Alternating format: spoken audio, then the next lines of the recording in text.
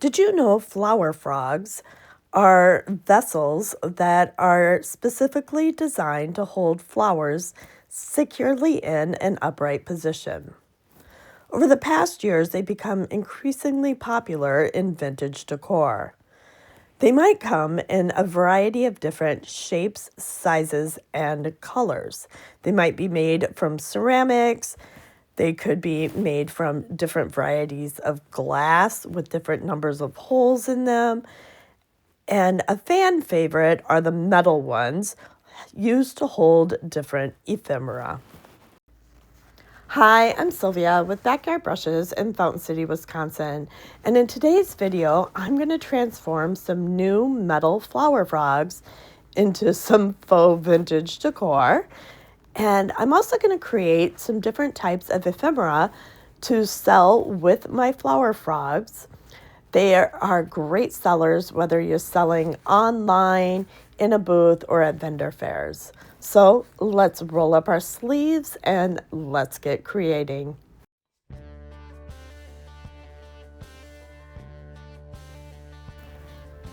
For our first projects, we are going to turn some new flower frogs into some faux vintage decor.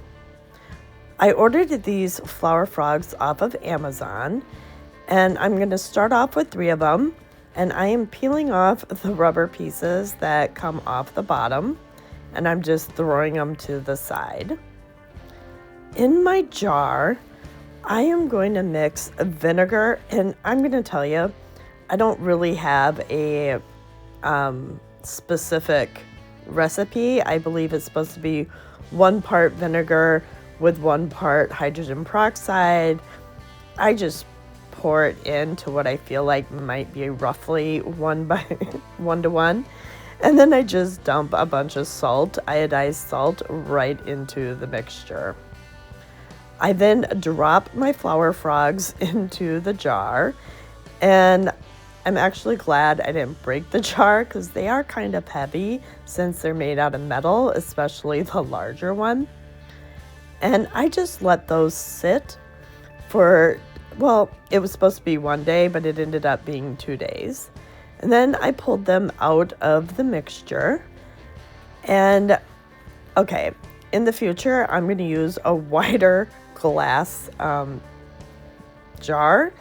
I had trouble getting the larger one out, so I actually had to dump the liquid into another jar while so that I could pour or dump the larger one out.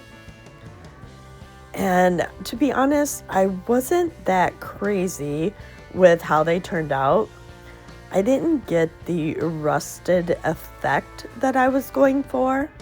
It did dull them down and they're less shiny, and they would work, but I wanted a little bit more from them. So I did let them dry, and I compared it to one of my other ones, which I apologize, I didn't realize is off video. And they definitely didn't look as vintage as some of the vintage ones that I currently own. I had another set of flower frogs that I decided to paint, and I am using lead patina paint by Dixie Belle. And on one of them, on the larger one, I'm using the bronze paint by Dixie Belle. And I did make sure to cover the spokes because I wanted them to look as aged and as distressed as the base. And then for the third one, I used the copper patina paint from Dixie Belle, and I gave that a complete cover. I did go back over and give them all a second coat, and while the second coat was still wet, I sprayed the flower frogs with the green spray. I then let them sit overnight, and the green spray is from Dixie Belle, and I put it in a smaller bottle just so I can have better control. Now, I didn't like the way the ones turned out from the vinegar water mixture. So I went back and I also painted them with the lead and then the medium one with the copper paint. I sprayed those also with the green spray by Dixie Belle, and I let those sit overnight. And I am glad that I chose this method or gave this method a try, as I really did like the results that I got from all of them. And you can see the patina, especially with the copper and the bronze one. And I got kind of a rustier effect when I used the lead paint with the bronze. Then I went back and I coated all of them with Big Top.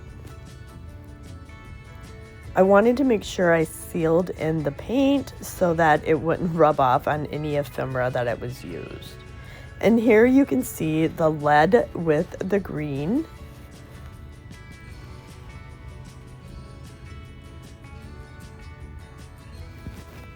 And here is the bronze using the bronze using the green spray, which I really liked that patinaed look.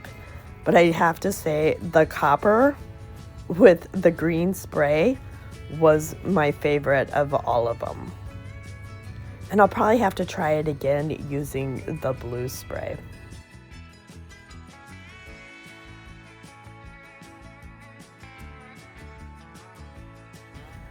I wanted to use some Easter decor for my ephemera.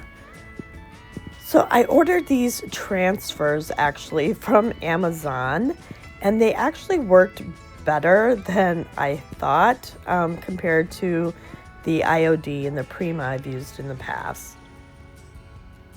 And I'll definitely be ordering more of these because they worked so well for this project. And I will also link the transfers that I use in the description below. So for the first project or ephemera, I am using a bingo card, which is a newer bingo card. It's definitely not vintage at all. And I picked out a pair of bunnies, and using the tool that came with the transfers, I just rubbed those right on, and I was able to peel off the backing without any problems.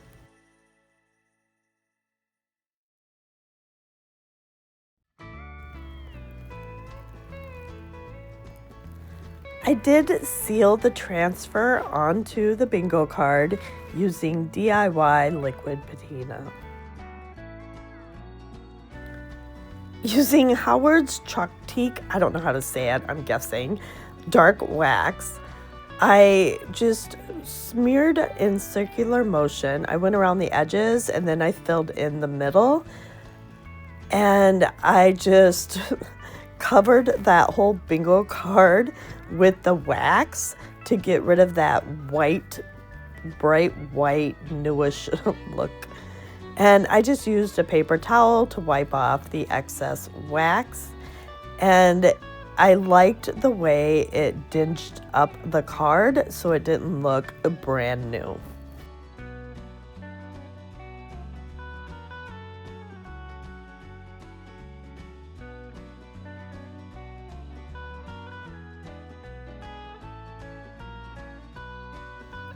For project 3, I'm using this bingo card I picked up at a little boutique, and after I bought it, I realized it's like a paper bingo card on some cardstock, which got me thinking.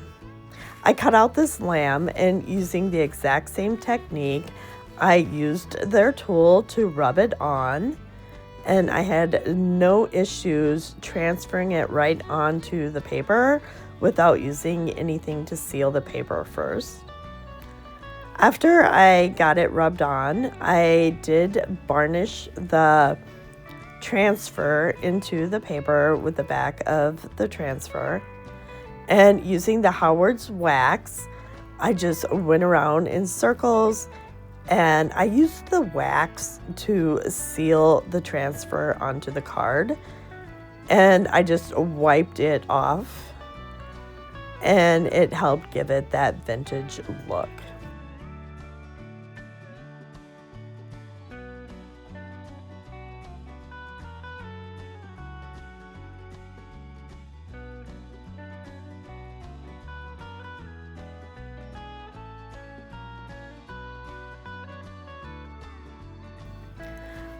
I liked the way that bingo card came out, and I wanted to see if I could replicate the paper bingo card onto some cardstock.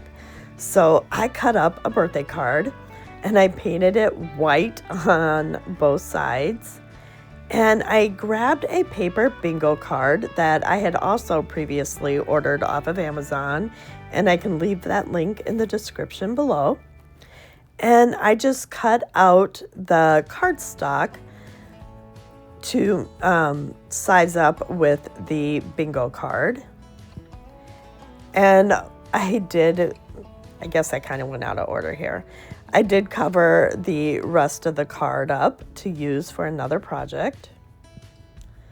And then while that dried, and it did take like 2 to 3 coats to cover it up. Using liquid patina by DIY, and you can use whatever your favorite decoupage medium is.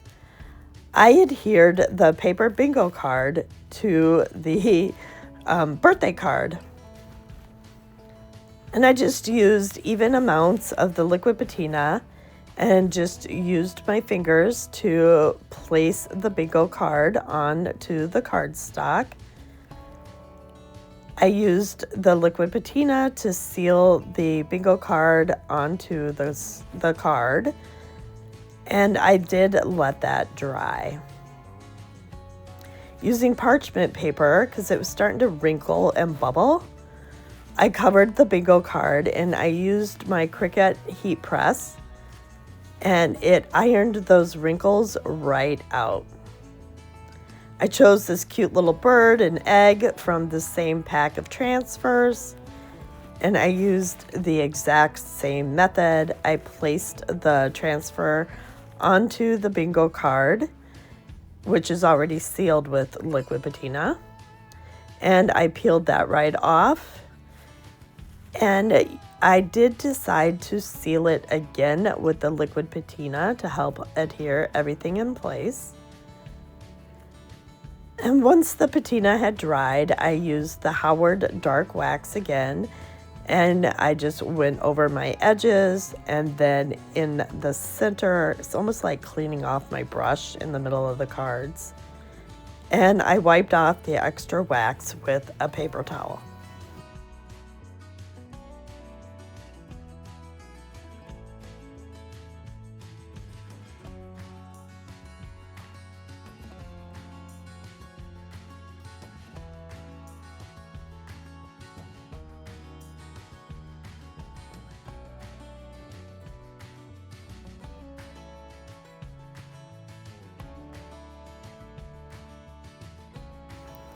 For project 5, I used a hymnal piece, a page right out of the hymnal, and I cut it down to fit the other piece of the birthday card that I had painted using DIY. I think I used beadboard and 2 coats, and I just sized up that hymnal piece to fit the card.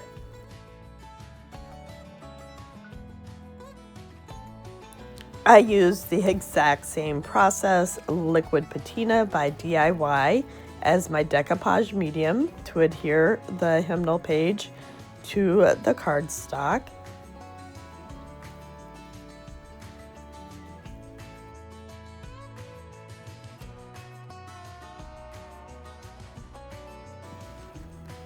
I sealed the hymnal sheet to the cardstock with the liquid patina by DIY using the parchment paper and my heat press.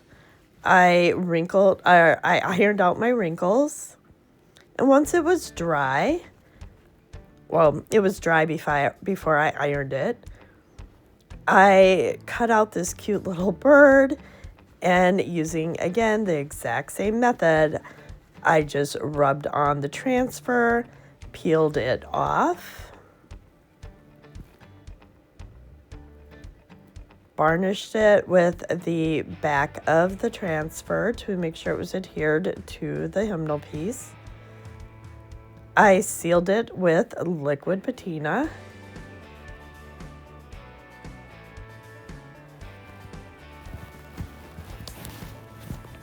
And using the Howard's dark wax, I went around the edges, sealed in or circular motion in the center. Using a paper towel, I wiped off that extra wax.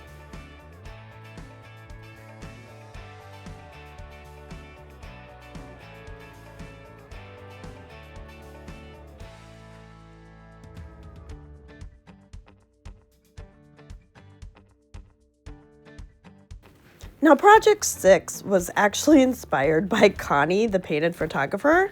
I see she had some shelf sitters for sale on Whatnot, where she had created some rice paper with a bunny rabbit painted over a carrot cake recipe. And I just thought that was genius.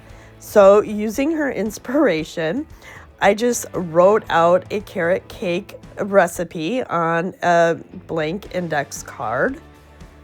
And using, again, the same method and the same set of transfers, I adhered some little carrots in the corner and a rabbit over the recipe in the recipe card. What I didn't catch on video for some reason, I'm not sure, is I did seal the card with a coat of liquid patina. Once that was dry, again, I used the Howard dark wax and I distressed my recipe card, wiping off that excess wax. And I think this one actually turned out to be one of my favorites. I'll probably charge $7, $13, and $15 for the flower frogs in my shop, depending on their size. And I'll probably start them out lower on Whatnot and see what they sell for.